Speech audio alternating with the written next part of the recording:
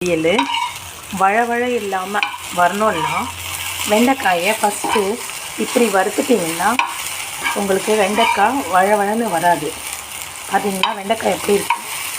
இப்போது வெங்காயத்தை வதக்கி இதில் வெண்டைக்காயை போட்டிங்கன்னா வெண்டைக்காய் பொரியல் கொஞ்சம் கூட வழவழன்னு வராது.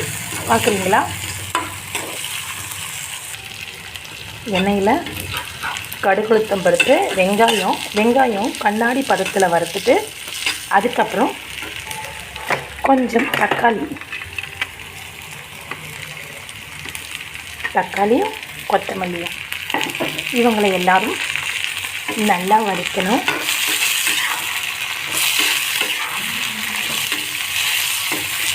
ஒரு 5 நிமிஷம் வதக்க விடலாமா?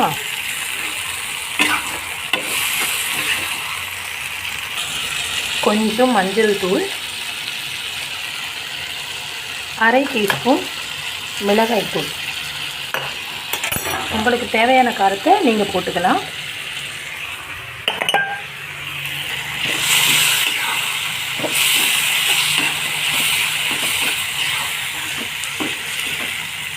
இதெல்லாம் வதங்கிட்டு இருக்கிற நேரத்தில்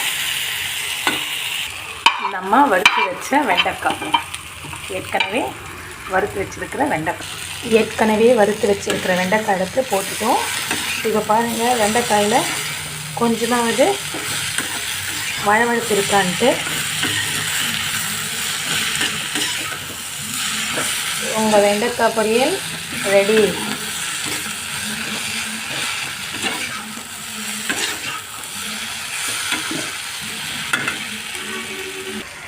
இதுக்கு போடுறதுக்கு நான் 2 முட்டை எடுத்து வச்சுருக்கேன்.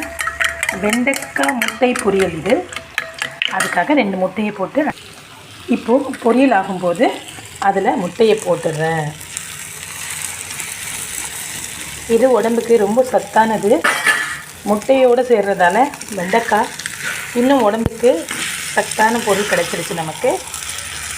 இதை நீங்களும் ட்ரை பண்ணி பாருங்கள், எப்படி இருக்குது. வாங்க சாப்பிடலாம். உங்கள் அன்பு தோழி நிஷா.